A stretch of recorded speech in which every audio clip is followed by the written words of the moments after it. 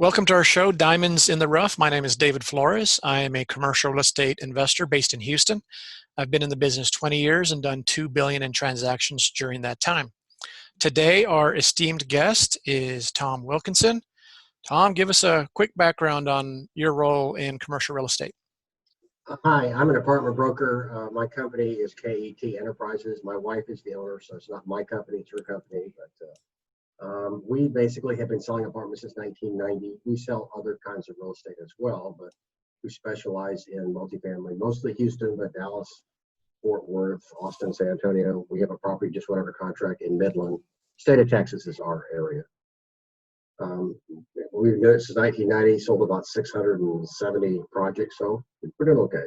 Come along. Yeah, been around a long time and you've done great business. You're one of the stalwarts in the community, in the business community, commercial real estate community here. So, Tom, give us a quick background on how you originally got into commercial real estate. I was a waiter at Steak and Ale, which is a place in Houston that some people might remember.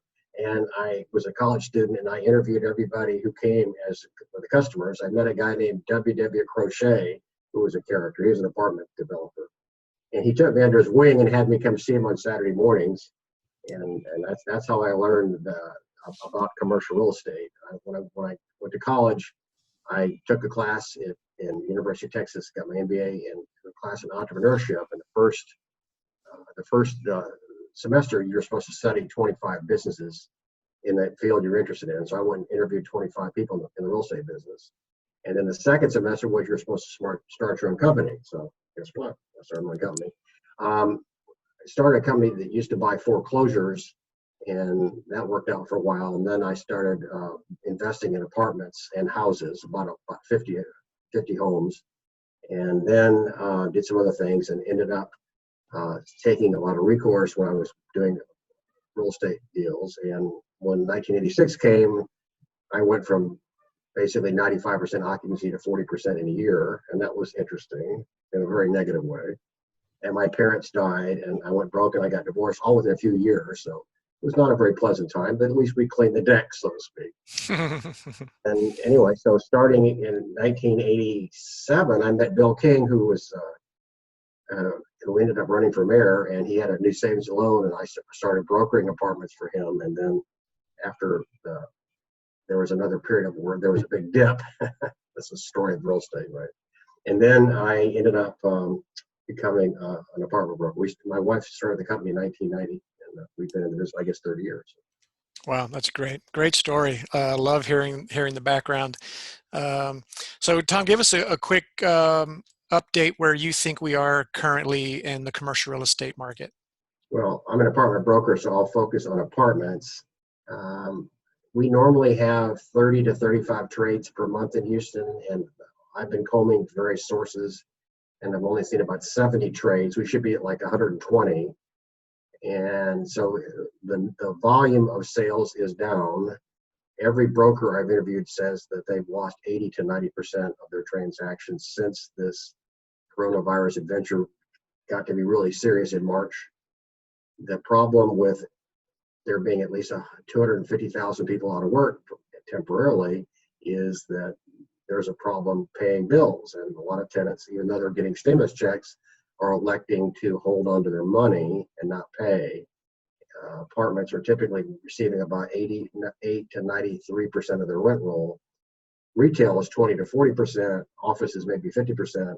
There's a rippling effect that causes me to really worry about where we are. I have recently put some transactions in title. I've closed some deals recently.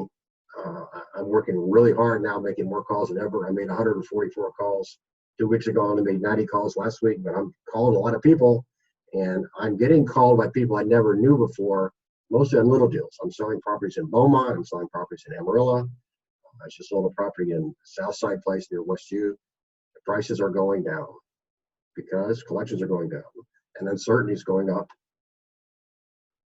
Yeah, that's great. Appreciate that local kind of timely update. So maybe give us some good news. Where do you think the market will be in 6 to 9 months later this year, or Q1 of 2021? Well, I want to finish my point. One concern is that lenders are getting a lot more conservative and they're giving a much lower loan to value. They're requiring 12 to 18 months worth of PITI reserves.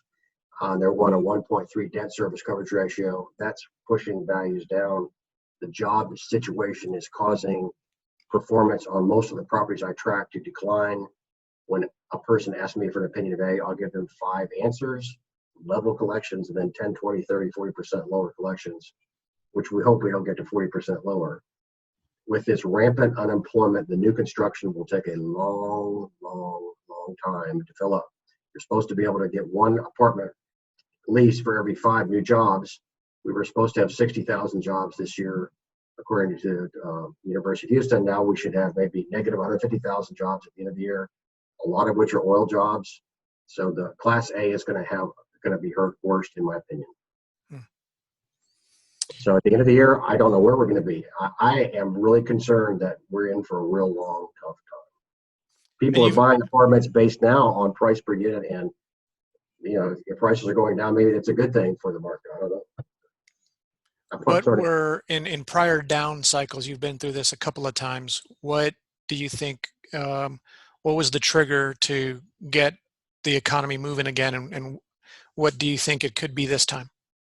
Well, in the era of 2007 to 2008, properties were selling for, let's say, 30 to 50,000 per unit, and they fell to as low as 5,000 per unit.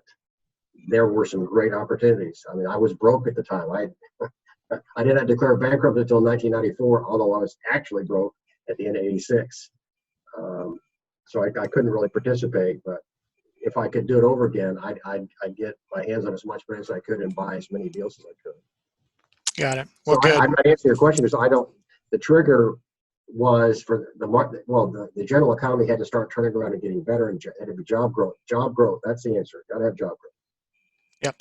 Well, and the good news is that where we are in world history, some of the economies around the U.S. are starting to get opened up, and so there may be a light at the end of the tunnel sooner rather than later. So, Tom, we're really grateful that you came on to the show, and as I always like to end the show with this, Tom, we know that it's a rough world out there in commercial real estate. So, Tom, I just want to let you know that you are a diamond in the rough.